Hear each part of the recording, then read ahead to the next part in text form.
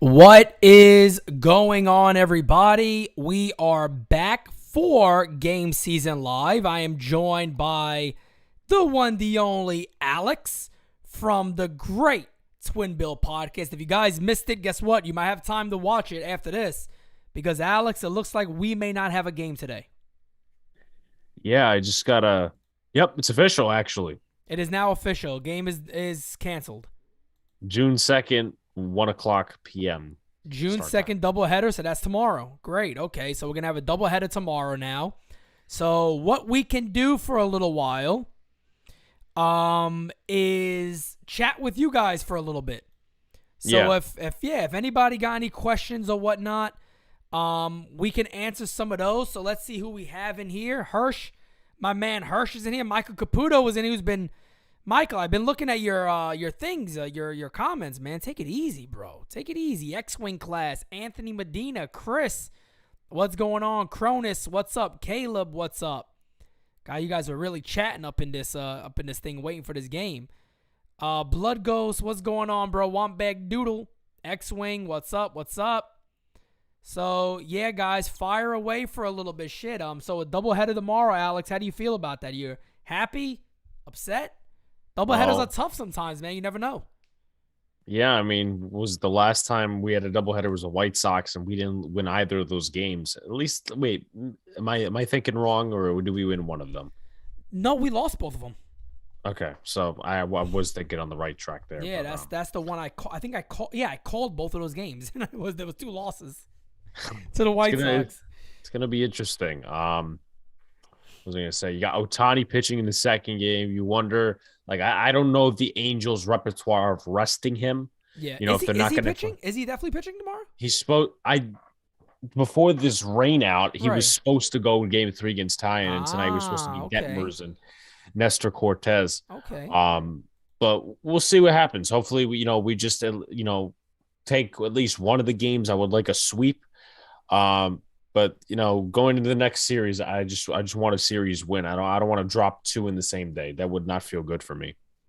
I agree. Put it up here now in the title real quick. The game's been postponed. All right, let me save that. But no, I'm right there with you, man. I hate the doubleheader idea because, one game at a time, you play 2 games in a day. It's still 1 game at a time, but you also never know. You're not necessarily always playing your best lineups. And you're going to go out there. I mean, I listened to Twin Bill today, and you guys brought up a lot of good points. I think one of the really good points you guys brought up when it comes to fixing the offense is that Miguel Andujar needs to keep seeing time and let him keep playing out there. Yeah. Yeah, definitely. Obviously, there's a lot of questions, actually. I know, obviously, we're all focused on the winning streak and stuff like that. Yeah. But in terms of like who's better in the outfield, I mean, obviously you have Judge out there. Yep. Andujar is probably better than Gallo and Hicks. And, I guess at this point they want to make the best of what they have. And Andujar at this point in the game to withstand on the IL just needs to be an everyday player. I agree. Yeah, I would rather, and it sucks for me to say this because I don't like him as a player. I didn't like the trade. I would rather have Gallo than Hicks out there because at least Gallo, sometimes he will flow with the lineup. For example, last night, and I unfortunately wasted my time in Staten Island, so I couldn't even see the game. 2 for 3 with a walk. So sometimes he'll just flow with the lineup, but other nights he'll just struggle mightily. And we all know he hasn't been himself as a Yankee where he was in Texas. But, I mean, at least you have somewhat of a pent-up excuse for Gallo where it's just the New York media is hovering over his head and the pressure. Meanwhile, Aaron Hicks, just doesn't do anything. He's been here for years, and you know what? His approach has only gotten worse. But Andujar definitely needs to be an everyday player. And even when Stan comes back, they need to do something about either Hicks or Gallo because they don't need to send Andujar down again. Yeah, it's funny because one of the things that I would say, I've been asked the question a lot. I think NYST even put out a poll on it when they were talking about who is the most disappointing out of all the players. And a lot of people jumped to the conclusion and said Hicks. I actually say Gallo. I say IKF. Here's the reason. You say IKF. That'll be interesting to actually hear you talk about that a little more. But when it came to that question, I always immediately go Gallo because I didn't expect nothing from Aaron Hicks. All offseason I said it. If he bats 200, wouldn't shock me. I don't think he has anything left. I don't see this guy getting better than what we last seen him at, and he hasn't. He's not good at all. Gallo, on the other hand, I felt like I would sit here and say, you know what? He's probably going to hit his regular 200, but even if he doesn't hit 40 homers, he's guaranteeing you 25 minimum, right? 25, 30. He's going to do that. He's not even going to do that with the Yankees as of right now. So to me, he's the most disappointing guy by far. But you said IKF. Why do you go IKF on that one? Well, we all know what he is offensively, the Right. singles guy, which I expected to a point. I know he had a little hot streak. You're going to he leads. From my understanding, he Yeah. leads the team in errors. He does. And he has not been good defensively. I agree with you. You're right about that. And I understand Glaber's at like a different position, and he's been hot lately. Mm-hmm. But when we have to say that Gleyber Torres has been better defensively than IKF, I mean, it's a little bit of a disappointment. I would say yes. IKF has made a lot of really, really, really bad plays. And the sad thing and the worst thing about it is a lot of them have been routine plays. And that's a problem. Yeah. You were brought here for defense, and he's not doing it. So, I mean, I also saw somebody up here. I wanted to get to that. Somebody said, why would the Nats not deal Soto this season when they're obviously not winning anytime soon? I think they still feel, and even if they don't feel like it, they're not going to come out there and just say it's an open market, come get him. I think at this point they have no reason to do it. And two, they could even just come out and say, you know what, we actually are going to try to keep him. You know, we're going to try to keep working with him and keep him here. We feel we could build our team around him for years and years to come. Whether we all probably know that's not going to happen, but they have no reason not to say that. So for them to come out, and Mike Rizzo has come out and said we're not going to trade him right now, that we want to build a team around him, that's the right answer that's the right thing to say. So I don't think that's set in stone. I just think that is the right thing to say when it comes to Soto. And let's be realistic here. Do we really expect, even if he was available, that the Yankees are going to trade what it's going to take to get him? No. I don't think so either. I don't think so either. I don't think so either. Going to cost a lot of assets, and, you know, I just don't think it's like the one thing I do expect at the trade deadline is they have to trade for at least one outfielder. Yeah. Benintendi's at the top of my list because he's contact. He does a lot of different things. Most everybody's list, I think. You know, which actually would put Andujar in a little bit of a conundrum unless Benintendi can play right or center, which I don't think is really his position. Yeah. You know, Ian Happ's probably a second fiddle on that list, but they have to go out and get an outfielder. If you stick, and, you know, I don't really want to say that Andujar is anything long term because we know the Yankees, we know what they do with some of these guys that they keep a little long enough. Right. But I'm not sold on Andujar as a long term. But at the same time, if you get Ian Happ, great. But I solely think it should be two outfielders at the trade deadline and a bullpen arm, because we do need bullpen. Yep, I agree. And excuse me, the one thing too that can get tricky is, you know, how long is Stanton going to be out for? Is this going to be something that's going to keep getting re-aggravated when he's playing? We've seen Stanton go down and then he stays down, and it just goes from being, hey, he'll be back in 3 weeks to he'll be back in 3 months. I mean, knock on wood that's not the case, but the Yankees are going to have to make some big decisions soon. And I hear a lot of people a lot of times say this. They go, you know what? I just don't see the Yankees releasing Aaron Hicks or just dumping him altogether. Here's my question. What else are they going to do with him? I think you can't even trade him for a B-level prospect or a C-level prospect. That's the thing, man. And that's the thing is I think you said this during the podcast today. You said that you still feel that Gallo has a little bit of value. That's correct. And you're right. I agree with that. I think the Yankees could go out there right now.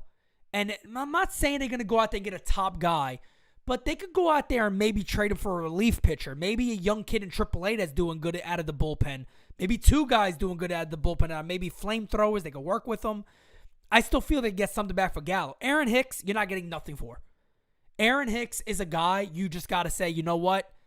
Time to cut ties. We're done. It hasn't worked out. It's not going to work out. We got to move on. So I think I think it's going to happen this year. I know people sit there and like, no way. Well, what are they going to do with them? They have to designate him for. Look, if they don't designate Aaron Hicks, if he continues this team's not serious about winning a World Series. It's that simple. That simple. It comes down to these really. It comes down to those type of decisions, in my opinion. It's like they do shit that's like, okay, great, and then they do shit that pisses you off. I want to get to something before I hurl back on the other thing. Yeah. Felix says trade Judge, take whatever prospects you get for him, and trade the package to get Soto. I mean, I would not. I don't know if he's being serious, but nah, I would not do that. Let me see that tweet. Yeah, because there's no way in hell you're moving Judge off this club right now. No, he is. I'm sorry. He is probably one of the leaders on offense, if he's not the offense in total. Yeah, no way in hell do you even think about moving Aaron Judge at this moment. That's impossible. That's crazy. Yeah. That is absolutely crazy.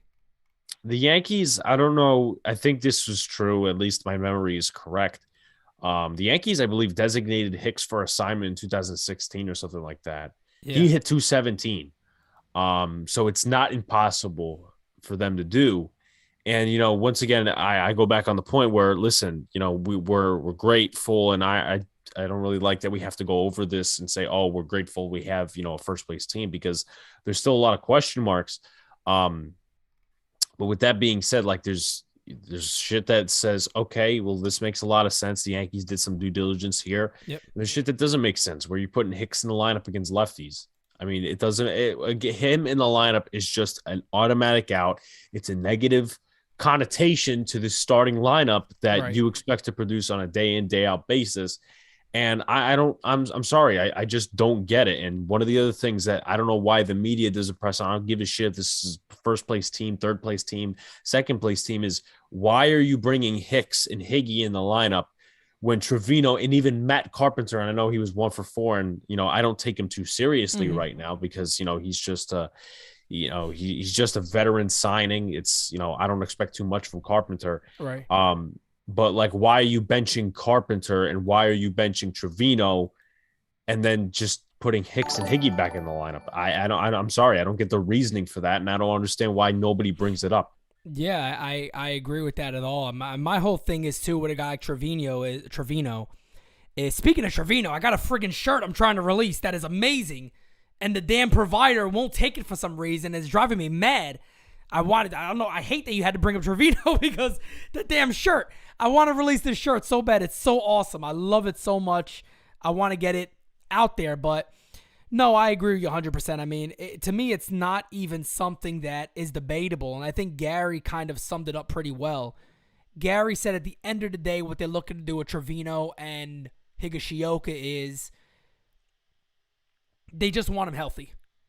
They just want both of them healthy. So try to share time as much as you can without putting it so much on one guy, but right now, it's working. Something they've done for a while. Yeah, and right now it's working, though, for one guy. You know what I mean? For Trevino, it's working very well. He's having a really terrific season, his best year in the majors by far. Higashioka's having his worst time he's ever had up here. So I think at some point, and here's another question to everybody out there is, do the Yankees need to go out there and get a catcher? Do they need to go out there and maybe get somebody else as a backup to replace Higashioka? Is that something that's valuable or important? I say no. I've kind of been under that impression. I know a lot of people message me and goes, Pete, I know you wanted, you know, Contreras, and he's having a very good season with the Cubs. But right now, with how Trevino has played and how Judge has been hitting, when Stanton was healthy, he was doing well. I still feel they got enough offense where you can just go out there and maybe get a Benintendi. Maybe you get another role player that can play all over the place. I know you brought up Adam Frazier a couple of times. I love Adam Frazier. Always liked him. Think he could fit this team very well. Maybe you go out there and maybe add 2 different bats to this team that you don't have to really focus on catching so much. The rotation has been great this year. Does the catching anything to do with it? I think it does. I don't know how big of a role it's playing in it, but I do think it has something to do with it. Yeah. I know my brother was he wasn't yelling at me, but he was like just pissed off at the excuse. There was an article that came out, I want to say NJ.com had it, where Michael King said, his struggles have been due to the fact that the catcher's like been doing the main calls. And Yeah, I my heard that. question Right. is, beside the fact that Michael King, you can just shake it off. Right. Is Exactly. that is it because last year you had Higgy and Sanchez? Maybe you have Trevino now, and maybe they're not on the same page. But whatever the problem is, it needs to get sorted out, or else one of those guys in the bull. You can, in my opinion, right now, I can only trust two guys in that bullpen.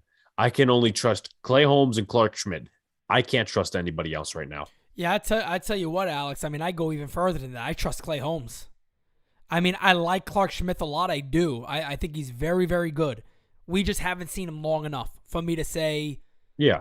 put him out there because right now, I mean, luckily the starting rotation has been so good because, put it this way, if this starting rotation ever falls apart a little bit, it could fall apart for 2 weeks, mind you. And this team could be out of first place and in the world of trouble. And that's, people sit there and go, oh, well, they won they're the World Series champions. It's April, yay.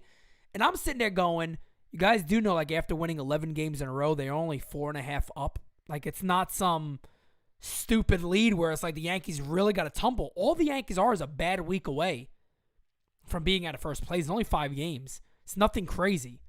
But even with that being said, my whole thing is the bullpen right now is in a scary spot. The bullpen has not been good. They really don't have many people at all you could really depend on. Like I said, I go with just saying Clay Holmes, the guy. He's been awesome. He's been amazing. I expect Brian Cashman is going to look to reassure and shore up that bullpen a little bit. But again, going to the trade deadline, you look a little forward to that. What people have to remember is the Yankees may have to do a type of deal where they just give away a Joey Gallo and get rid of the remaining of his contract, the remaining $5 million, whatever it might be. You're gonna have to do it because here's the other thing people seem to forget about: the Yankees aren't gonna add salary. They can't. They're only about $5 or $6 million away. They're gonna have to free up salary somewhere. And whether that comes in the name of Aaron Hicks, if somebody would take him, which I don't think they would, it looks like Joey Gallo's probably that guy that they're going to have to almost give away and save maybe $4 or $5 million. They don't have really a lot of choices here. Or if Cashman does what he did last year, gives up more prospects to get somebody and have the other team pay their deal. So it'll be interesting to see which route they take, because I tell you what you can't do. You cannot stay pat when your team is playing this good. Even if they started to struggle a little bit, you must reinforce a good start by this club by having a very strong trade deadline. You got to do that. Yeah, I mean, going back to that Gallo thing, it comes back on eating crow. Yeah. It comes back on eating crow because Cashman will have to do that, knowing he gave up Glenn Otto, Josh Smith, and all those guys are in the big leagues now. A good deal. Yeah, man. Josh Smith really came up pretty quick, and I think his debut, he got 2 hits. Yeah. So, I mean, that's going to be interesting. Obviously, you mentioned the salary part, which is, there. I think Cashman will try to reassure the bullpen, but the alternate is just keeping what you have and hoping for some sort of a resurgence. And I don't know that that's the route. You really don't. At the same time, you don't want to keep adding bullpen every year, even though that's what you got in the system. So it's going to be interesting. Obviously right now they do have a couple of pitchers on the IL. Was Marinaccio sent down? I don't know. I'm going to take a look for myself, but if he wasn't, I mean, that bothers me because I'm sorry, he's not ready. Yeah, I don't think Marinaccio is ready. No. Jonathan, the Rangers paid Gallo's salary last year. They didn't pay a salary for this year. The Yankees are paying it this year. They paid for him to come over and not go to the payroll for last year. So, for instance, like Marinaccio is on the roster, so he did not get sent down after that horrible outing. David McKay, I mean, he had 2 walks. Yeah, I didn't see the game yesterday, but he had 2 walks. Bro, where's Benuelos at? Why is he not getting the chance? That's a good question. I mean, he's still up in the big leagues, as according to this. Yeah, and I mean, he was doing exceptionally good in AAA, and I mean, I know that doesn't always translate, but here's a guy who, you talk about a guy that's going to fight that fought through adversity. I mean, this guy fought through everything to get to this level. I'm kind of surprised we haven't seen him yet. Yeah. One player kind of hoping for gets his big league shot, but it has to be if he's good. Shane Green. Yeah, I agree. Seeing Shane Green come back would be pretty impressive. I mean, here's the thing during this time, and here's when managing really becomes tough. Because there's going to be a lot of times that all of us watch these games and we say to ourselves, why the hell did Aaron Boone do this move? Why did he bring Castro in? Why did he bring Peralta in? Why did he go to a Marinaccio? Here's the problem right now is, who does he go to? You got to find somebody that could really step up and do something. You got to find somebody who can step up and run with this role. John Loizaga, who the hell knows if he's going to be back? We don't know what's up with John Loizaga. We already know, and Tyler corrected me, it was actually 3 hits for Josh Smith in his debut with the Rangers. So, I mean, looking at that, somebody's going to have to step up and take over where the Yankees don't have as many question marks. Because, again, guys, you could be the greatest looking team in the playoffs. I mean, before the playoffs. When the playoffs get there, you're one bad relief pitching outing from being out of the whole thing. So shoring up this club is probably going to be more important than in any year past. And I know I probably say that every single year, but nobody expected the Yankees to get off to this start. Nobody expected it. I know I didn't. I said, if all the red flags don't show up, I think they'll be decent. Never did I think they will be this good. I didn't think they would be a last place team. I think I had them finish in 3rd or 2nd behind the Jays. I thought the Jays would win the whole thing, the division. And I had them, the Yankees and the Rays battling for a 2nd spot with each other and possibly trying to fight for a wild card spot. So they have been much better than we've all expected. And, they're going to have to reassure a lot of things come the deadline. But I do think at some point, a guy like Hicks got to be DFA'd if you're a serious team. And I think maybe Gallo's going to have to be given away. Yeah, has to be done. And this is 2 games, so I'm not going to get, giddy over it. But in 2 games, Shane Green has pitched 3.1 innings for Scranton, has given up a total of 1 walk with 7 Ks. Nice.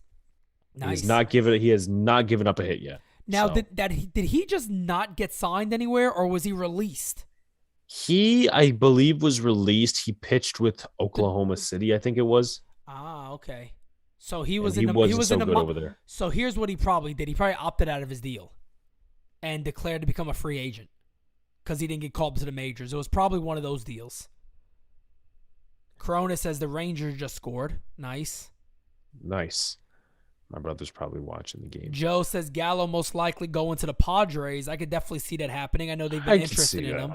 They've been and they're gonna, by the way, too, update on Robinson Cano's tenure. Robinson Cano is gonna be a free agent again.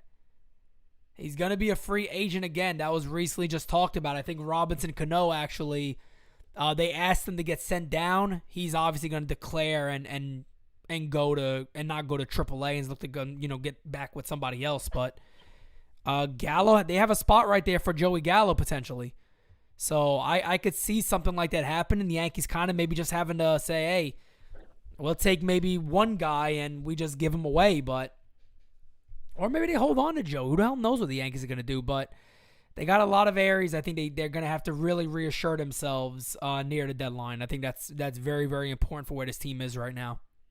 I think realistically we may see Robinson Cano get released and then sign a 1-day contract to retire as a Yankee. That would be interesting.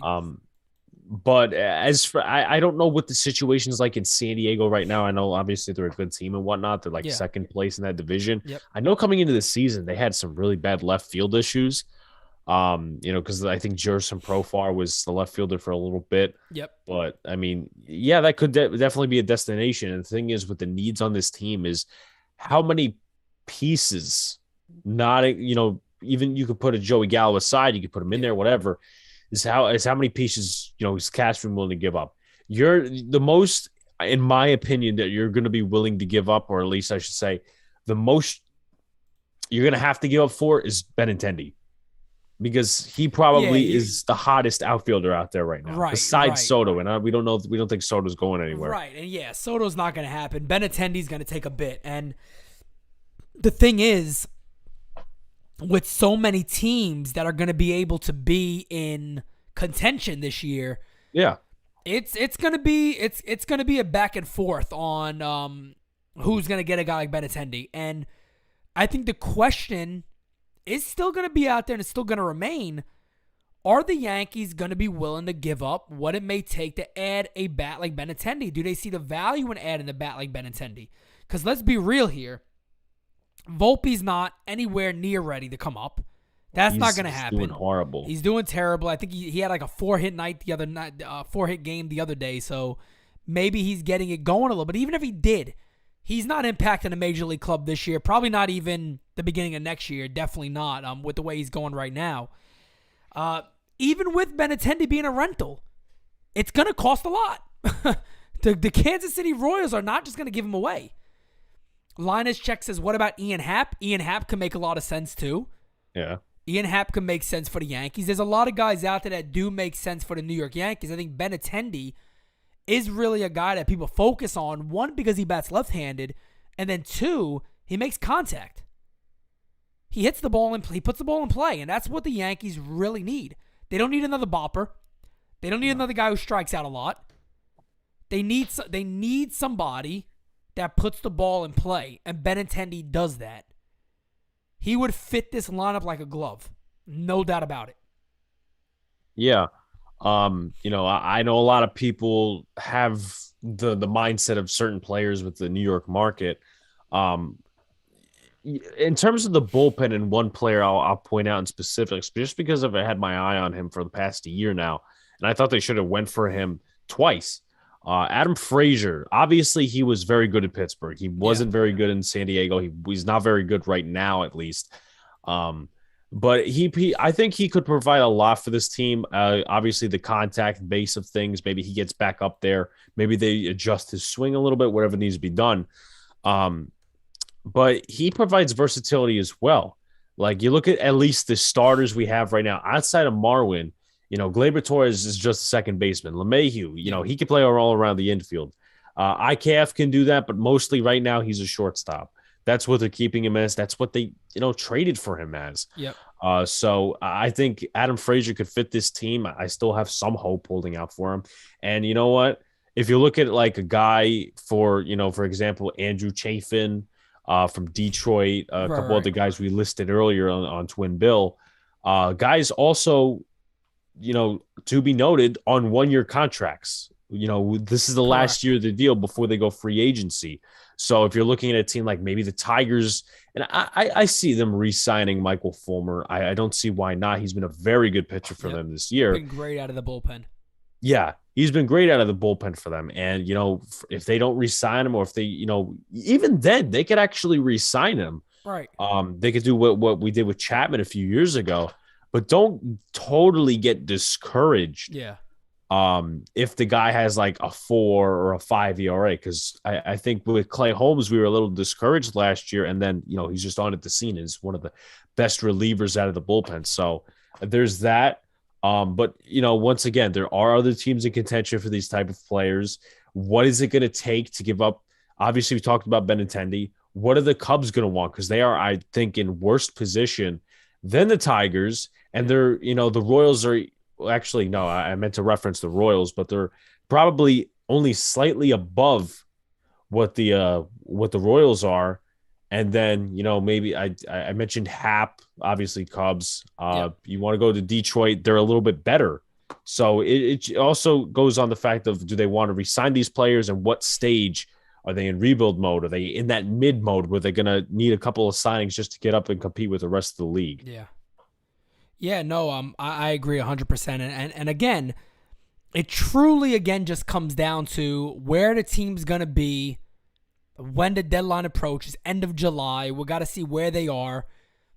The rotation, I don't think anybody has their hand raised saying, hey, go get a starter. I don't think anybody cares about that. I think right now it's improving the offense. And I just look at Adam Frazier's numbers.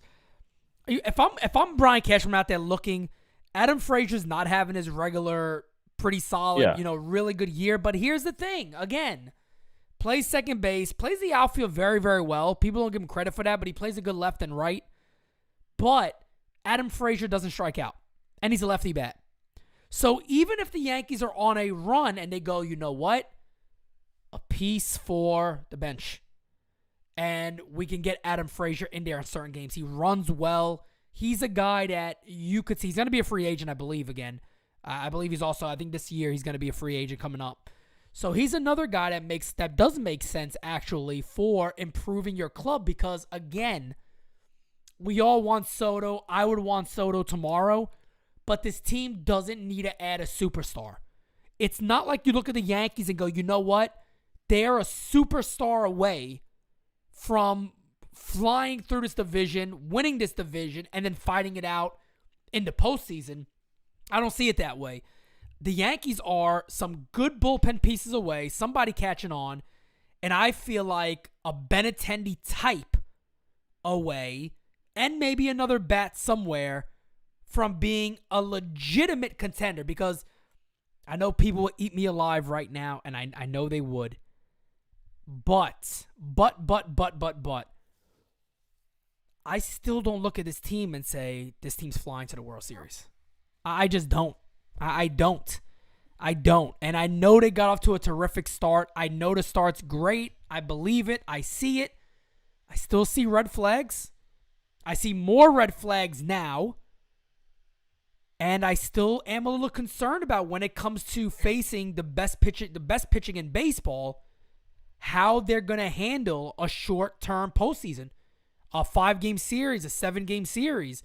Is their offense going to carry them the way we know they can, but can they do it consistently enough to win a World Series? I don't know. Yeah, I've said it last few days. Listen, obviously bring up the red flags and stuff. One team I'm really concerned about in the playoffs, and listen, they're second place, but I'm really concerned about the Rays. We've in the last few years, they've had our number. Yeah. And Pete mentioned earlier, postseason is a different game. If they find a way, like they did this past weekend, to keep us under 2 runs and our pitching is not there, kiss it goodbye. Yeah, and the Rays are a weird team because they seem to always just find ways to win, don't they? Yeah. I mean, they always seem to figure out a way to win baseball games. And, I mean, I just decided real quick to pull up Benintendi's numbers. I mean, a 1.6 WAR, OPS of 819, 395 on base percentage, guys. That's all you got to look at right there, the 328 average. This is an all-around ball player. Forget the 2 home runs, who gives a poot. He's still slugging 424. On base percentage is almost 400. He doesn't strike out. So we got 29 strikeouts and 200 at-bats. That is absolutely terrific. That's the type of guy that you need on this team right there. I mean, looking at those numbers, let's see where he's played all year this year. Standard fielding for this year, mainly in left field. So he has played left field all year this year. It's a perfect fit. That's truly a perfect fit for the Yankees. And he's slightly above average in the outfield. Let's see. Last year he was well above average as a left fielder for Kansas City. And then let's see. I think he got hurt last year, didn't he? Yeah, he missed that? Not really. He missed about 28 games last year. But even his last year numbers were solid enough, even if he regressed to that. And he also won a Gold Glove last year. So he was very good last year defensive-wise. Metrics don't look as good this year, but I'm not too concerned about that. But when it comes to, like you said, and you're worried about teams you may face, man, I still raise my hand and go, look out for those Blue Jays, man. Because that is a team where their offense, once it starts clicking, like you're seeing it now clicked, I think they've won 6 in a row. Once you start seeing that offense click, not a lot of even really good pitching teams are going to shut those guys down. So when people sit back and they look at this division, everybody said, oh, you're being negative again. When in April, people were declaring them the World Series club. And I said, whoa, hold on a second. Take it easy. This team just won 11 games in a row. Fucking phenomenal. But hold on a second. They're only 4 up. Calm down. We're nowhere near. We got 120-some games to go. Take it easy. Be grateful and be happy with what we're watching right now. But let's also not act like the Blue Jays aren't carrying a juggernaut with them every single day on the offense side. Let's not act that Kevin Gausman isn't one of the best pitchers in baseball this year. All of a sudden, yeah. So they still have a ball club. And what we got to remember, too, is let's not act like it's only the Yankees out there for the deadline. Other teams get better, too. So, with quickly pronouncing, hey, and declaring we're World Series, let's dial it back. Let's hope the Yankees do what they need to do. Let's be excited about how good this club has been. But we got a lot of baseball to play still. We got a lot of baseball to play. That's my warning sign. Question for you, Alex, real quick. Are you concerned with Gerrit Cole at all?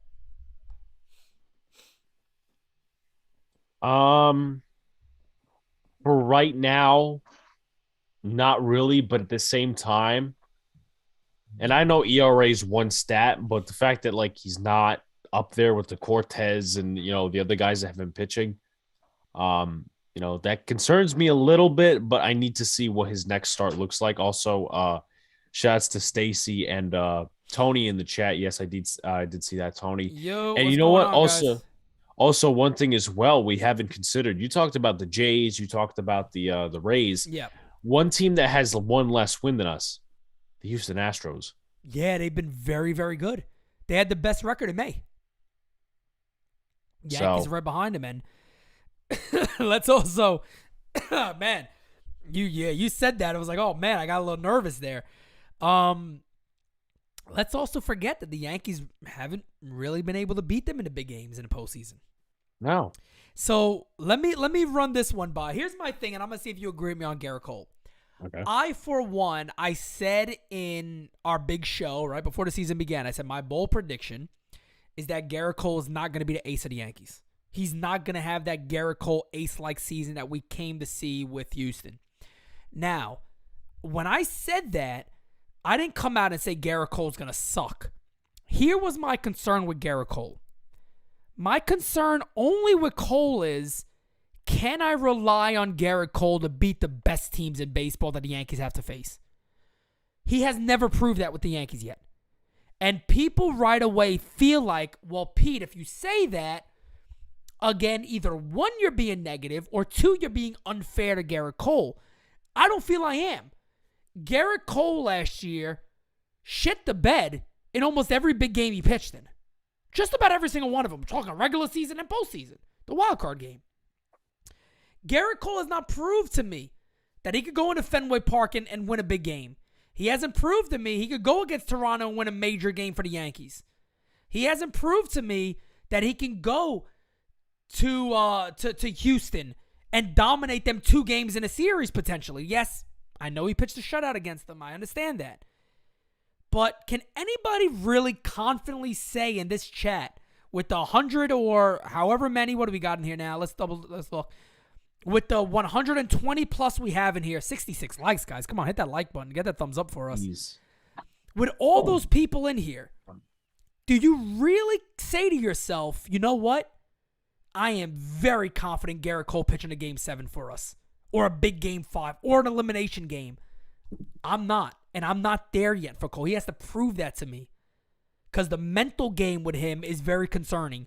As we saw against Tampa, he gets a bad call strike, doesn't get a call strike, and he folds. So that is the guy that worries me. And mind you, anybody who has followed me for years knows how badly I've always wanted Cole in the Yankees. Going back to the Pirates days, I love Gerrit Cole. I love his stuff. But is he that guy? Yeah, I mean, obviously you look at opportunities and, the way the rotation is and who you play and stuff like that. I mean, listen, Gerrit Cole, obviously, and I will give us credit for one thing. We were the main ones saying, look, this guy, the way he started was not good. Yeah. Obviously I was at opening day.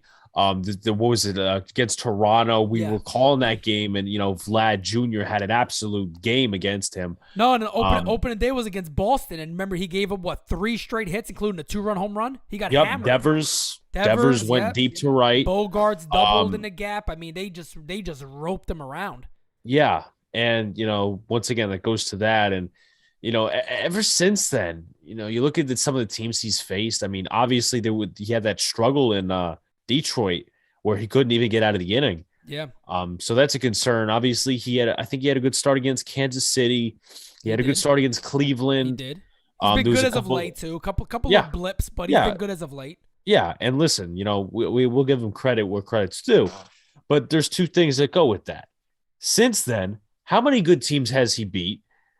The one that gets to the main point is what's the definition and what's the reason for the money? It's called having an ace. Like, what's the definition of an ace? Oh, taking care of the big teams. Correct. No doubt. And in New York, that's what you have to do. Because you Gerrit Cole, guys, and you guys I'm going to get to Jonathan Alvarez with a big super chat, my guy. No doubt about that, man. We're going to get to that 1 second. Here's the thing about Gerrit Cole, and I think Yankee fans know this, and we all know this as Yankee fans. There's a regular season, and then there's a postseason. And if Gerrit Cole could pitch 10 more years with the Yankees, have 10 terrific seasons, if he never gets it done in the postseason, his time with the Yankees will be a failure. He could be, and that's what makes us different as Yankee fans. That's why I'm always so hard on people that get mad at us when we're saying we don't want mediocrity on this club. If you suck, you need to go. Not because, guess what? He walks. Who gives a shit? I could walk. That doesn't make you special. If you're walking and popping 30 home runs, you got an argument. But if you're walking and you're on base and your slugging percentage is under 250, you don't have a conversation. So Yankee fans are that way because, yes, we've been spoiled as Yankee fans. But Gerrit Cole could be the most dominating ace the Yankees have ever seen. If he doesn't get it done in the postseason, nobody will give a shit. That simple. Yeah. No, I absolutely agree there. I mean, you don't get it done in the post. I mean, we were clamoring for years up to 2020. The thing we're missing is an ace. Missing piece is an ace. Tanaka wasn't it. CC Sabathia had been a little bit out of his prime for a little bit. Those guys weren't getting it done, or at least when they got it done, the offense didn't, whatever the fucking problem was. Right. But now we have Cole, and, obviously 2020, we shouldn't have been in the playoffs. 2021 was a total bust. And once again, even though the offense was shit and basically carried by Giancarlo Stanton in the wild card game, Gerrit Cole did not have his best stuff. And then you look at, this year, obviously different story, but, once again, comes back to the central point of the reason you got this ace is to beat the big teams. Yeah. Not in the regular season, but the postseason. Right. And let's get to Jonathan Alvarez with a big-time super chat. My guy says, good team, but not ready to say World Series team yet. They need to fill a few major holes. Gallo and Hicks are a problem. Not worried about catcher. Benintendi could be the best option. Also add at least one more BP arm. Nasty Nestor, #ace. Jonathan, I am with you on everything you said there. I've gone on record, I've said this, and again, the great thing about when you're not just a Twitter head, and I'm not shitting on anybody, but it takes a certain set of balls to put your face on camera all the time and put your opinions live where people could go back and see it all the time. That's what we do here. We do that, and we give opinions that may not always be the most popular. But during the offseason, I said countless times, you cannot tell me that the New York Yankees are serious about winning if Gary Sanchez comes back to this club. They dumped him. I said, great. That's a telltale sign. That's good. I gave credit what credit is due across the board. With Aaron Boone, I said he got a short leash this year. That is new. I like it. Guys are going to perform better. When you do that, when you fight, when you argue with these guys, say, hey, look, we'll bench you. We'll put somebody else in there. That is important to do, not just to give these guys these spots. We seen it all last year with Gleyber Torres. He'd mess up, make errors, not run a ball out, and Boone would just stick up for him in the post games and put him right back out there. And this year, I've patted the Yankees on the back for a lot of the good they have done. But I'll say it again right now, and I'll repeat it many, many times until the deadline gets here or until moves are made. If Aaron Hicks is still on this club and he doesn't drastically improve, which I'm going to tell you right now, he's not going to. If he's not DFA'd and they leave him on the spot, this team doesn't, one, they don't deserve to win the World Series, and two, they're not serious about winning a World Series. That simple. Yeah. I'm going to look at something just to back myself up on this. Hopefully he's still doing his thing. I mean, he's on a bad team, but I haven't watched Cubs baseball. I wanted Seiya Suzuki. We all knew what Aaron Hicks was going to be. And there was, like, I know during the whole lockout, which it still feels like it was years ago. Right. Seiya Suzuki, I was questioning, like, is Suzuki, is he going to have problems coming over from Japan or whatever the case may be? But in terms of that, he still looks like a better option. I know he's injured right now, but he still looks like a better option. What's his line right now? 4 home runs, 21 RBIs, 3 stolen bases, 245 batting average, 344 on base, 776 OPS, 34 hits, and 139 ABs. So how many games overall? Total of 41. 41. So he must have recently got injured. So he probably went on the streak there of not homering in quite some time, because I think he had 4 after like the first 2 weeks. Yeah. If I remember well. But no, I don't disagree with you at all. I thought Suzuki was a perfect fit for the Yankees. And plus the Asian market is huge in New York. So it also pays off very well for the Yankees. I thought it put 2 and 2 together. It makes a bit of sense. But Suzuki's got, there was so many of them though out there. We talked, Starlin Marte would have been terrific for the Yankees. It'd have been fantastic for the Yanks. And now he's doing his thing with the Mets. What are his numbers looking like this year? Marte's been, I know he a couple of days ago he actually had a pretty nice game. Yeah, I think he's been pretty good all year. And I think I think the top of the Mets order is Marte, then Nimmo. Marte's hitting 286. 286. What's his on base percentage? 325. 325. And then Brandon Nimmo, I think, is right behind him hitting, and then Alonso. So that's why he's getting all of those RBIs. Yeah. Because those two guys are doing very good at the top of the order. And that's still something, too, that I think the Yankees got to work on. But as Joe said earlier, he made a good point on this. A 1-2 of DJ and Benintendi, or Benintendi and DJ, however you want to go about it, looks nice, in my opinion. Yeah. Only thing I worry with DJ batting second is the double play ball. No, yeah.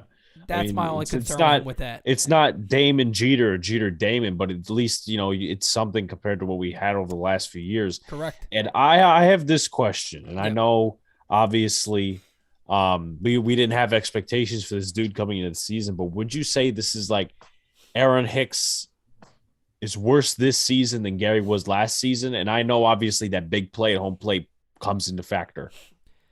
Because at least, I'll say this, at least Gary had hitting streaks. Yes, and that's it right there. But Gary could also surprise you with a homer every now and then. Right. When Gary will come up, let's say, with bases loaded, I was more concerned about him striking out, but in the back of my mind, we always said this, well, Gary could run into one, can he? I don't think Aaron Hicks could run into one. I don't think he can. Remember, guys, his only home run this year went right over the wall in right field. Has anybody seen Aaron Hicks hit one of those long second deck Yankee Stadium home runs left-handed this year? Has anybody remember hitting a foul ball that was blasted? I don't. So it's like Joe said, he's right. Gary would at least possibly give you 20 homers. He might be the worst defensive catch you've ever seen. He might make some of the most boneheaded plays you've ever seen. I don't disagree with that.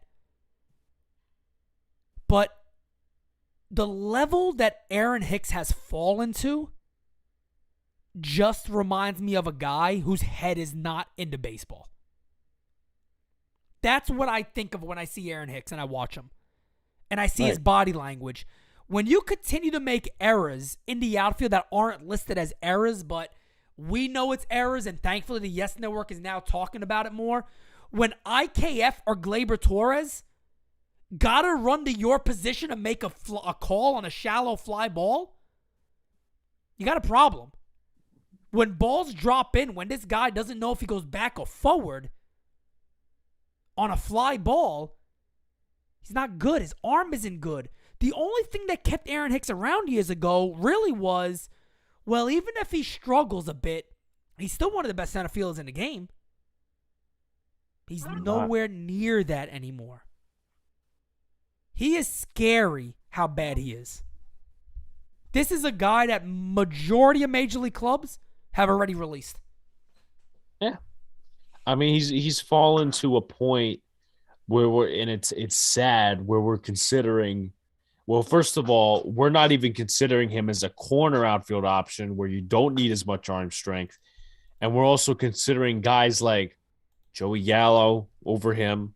Yeah. To a certain point. Yeah, 100%. Considering Andujar, who was not a left fielder when he came up by any stretch of the imagination. Right. So he's very fucking replaceable. It's just, I think unfortunately the Yankees, in my opinion, did this to themselves because they kept him around longer than he should have. The thing is too, like, people say they don't like WAR too much. Well, let me tell you, when WAR sometimes you could get a decent understanding of it is because defense plays into that factor for WAR. Aaron Hicks' WAR this year is negative 0.4. That's what his WAR is. Just listen to some of these numbers, and you guys have probably heard me say it a million times, but listen to some of these numbers, guys. He got 24 hits and 120 at-bats. Overall this season, my man got 2 extra base hits, a double and a home run. He's hitting a flat 200 right now. His on-base percentage is 326. Just about 3 weeks ago, it was 400. His slugging percentage, this is real. I've never seen this, is 233. He is slugging 233. His OPS is 550. This is a horrible ball player. I want to look at something real quick. Let me see if I can actually pull this up. You just wonder, and obviously there's the narrative that the front office controls everything. What do they see? What do they see for him to keep playing? That's a great point, and I think a lot of it is, and that's why I go back to saying they're not a serious ball club if they keep this guy longer. They're just not. So how bad that Joey Gallo has been this year, right? He almost got over a 100-point lead on Aaron Hicks' slugging percentage. And we know how horrible both of these guys have been. But you got to be terribly bad to have a well under 600 OPS and have a slugging percentage under 230. I mean, it's miserably bad. You should not be in the major leagues. You're not a major league ball player. So, again, it's going to be fun to watch. It's going to be fun to pay attention to see how long the Yankees ride this guy out and say, we're just going to hold on to him because they can't send him down. Is there really value to leave him on the bench?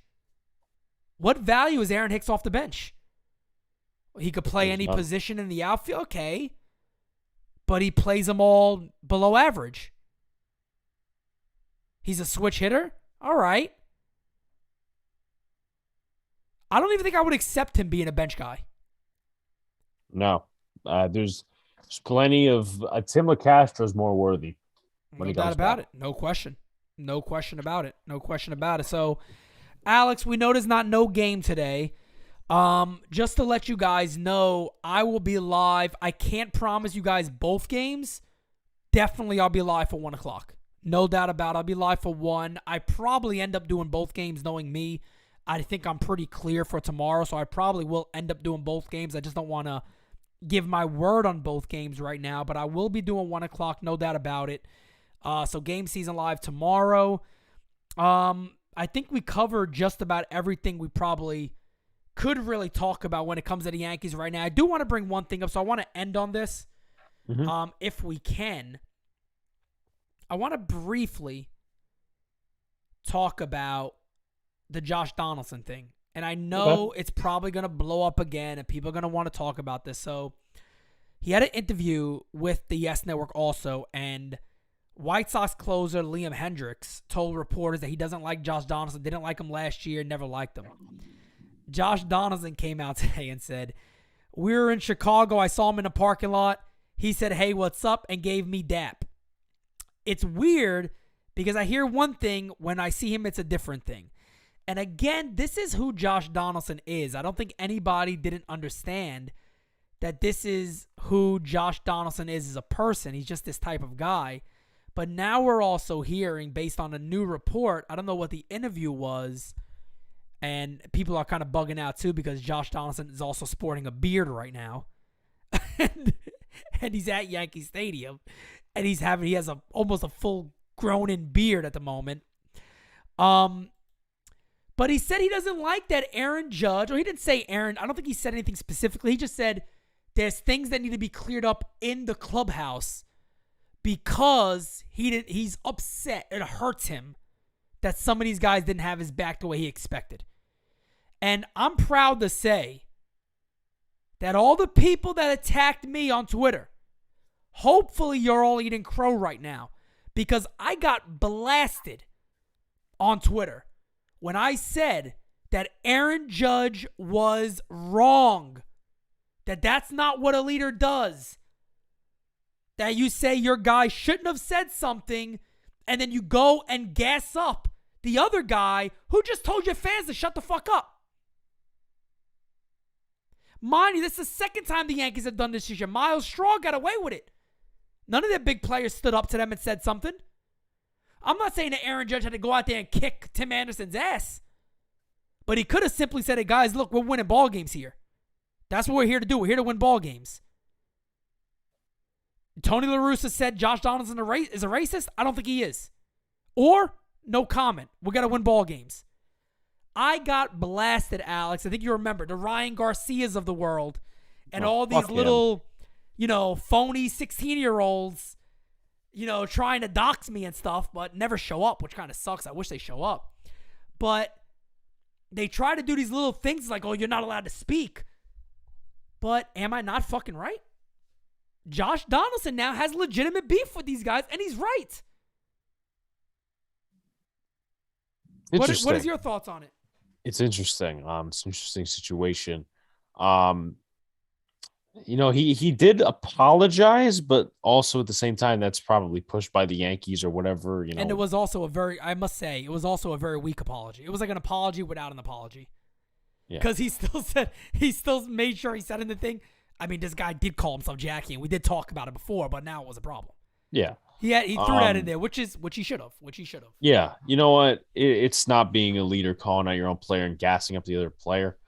I just thought it was a little weird. That's kind of what scares me about this team, other than the fact that we talk about question marks, is like, and I understand, the society is getting softer as it is. Right. But not going out. Once again, I was at the Miles Straw game. I was there when everything happened. Not going out and defending your fan base, not going out and just saying no comment. And obviously, once again, it was an internet phenomenon last year when Nimmo, actually, no, it was McNeil and Lindor had that dispute, but they kept saying the raccoon. Right. They kept and saying everybody it was knew raccoon. it wasn't that, but they stuck to their story. They stuck to their story. And, everybody knew it wasn't that. They stuck to their story. And listen, it went away after a while. I'm sorry, you didn't need to do that. And listen, at the time he was performing, he was big in that White Sox series, It, I think from here on, now that he's finally opened up and said, listen, I'm not basically, I'm paraphrasing, that I wasn't a fan of, them calling me out. I think it's going to be all Clubhouse now that he's fought and back. And it is too, because what I would say is this: Aaron Judge already said that it's something they'll discuss internally, which again should have been started that way. I wish Aaron Boone took a lead on it when he came out. And if, for an example, when it was originally happening and it all started, before rushing a judgment just because of the manager and the other club called your guy a racist and you felt the need, I got to respond, what I wish he'd done was, I need to speak to my guy before I discuss anything or before I say anything else. Because what Boone also did, Alex, if you remember, he came out originally, it was like it was a dumb thing to say, I don't agree with he should never said it. Then he comes out later and goes, well, in the context of the situation, he shouldn't have been suspended. And whatever he said, after hearing the context of it, I don't think he should have been suspended. So he kind of first threw his guy under the bus.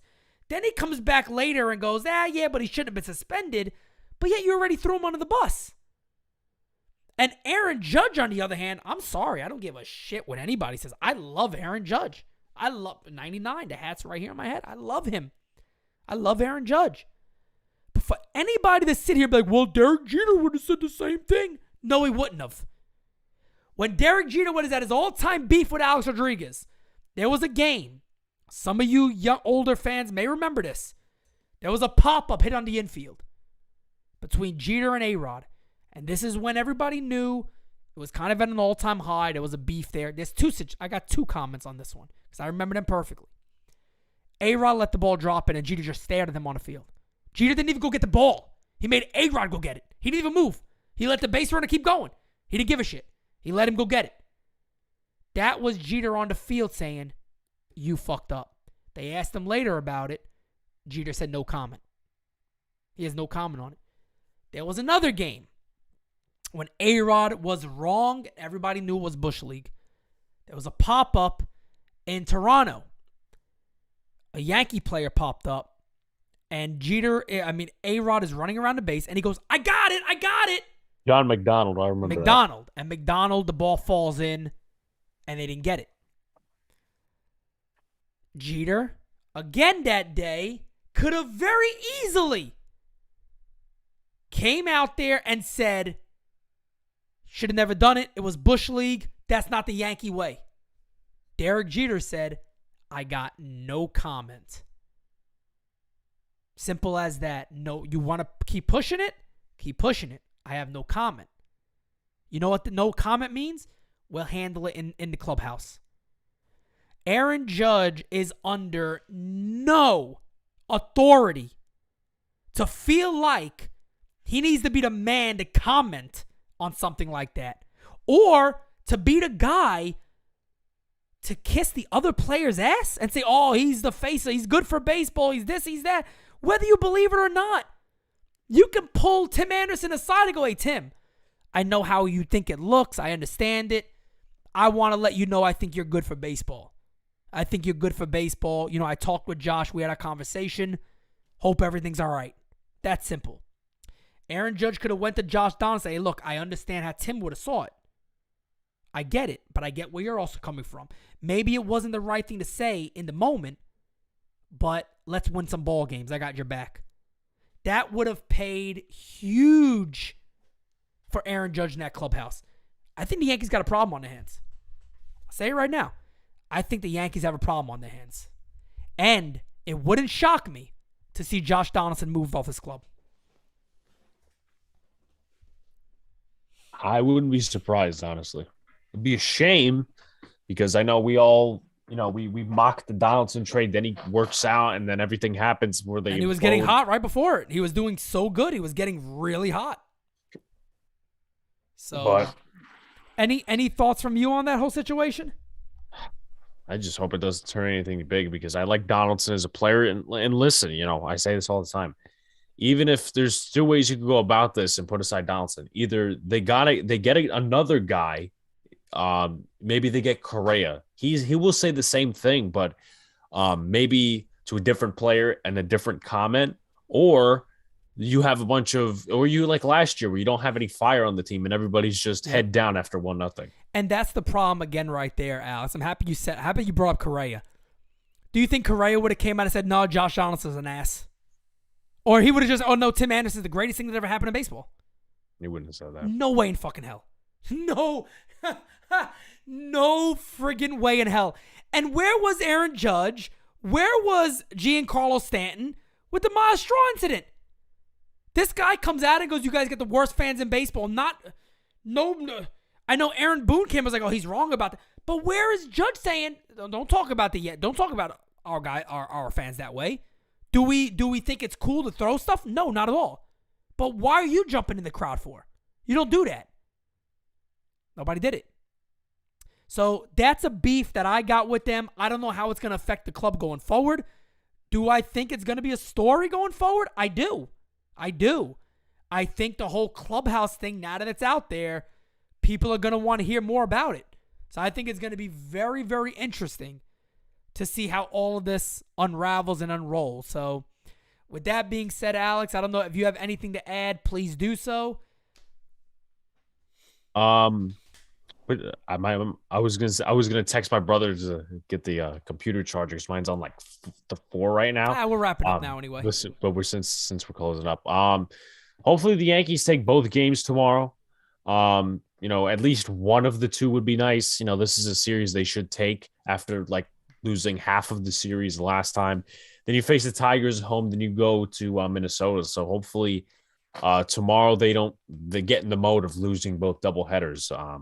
But yeah, fun discussion overall. Yeah, no, it was fun. I know there was a rain delay or a postponement, but it's exciting that we got this in and we're able to have a long, fun conversation with the fans. I thank all of you for being here. Tomorrow, again, GameSZN Live. I will be live for 1. I'll update you guys on the second game. But with that being said, guys, it has been fun today, and we will see you tomorrow. Talk to you guys later. Before it hits the front page.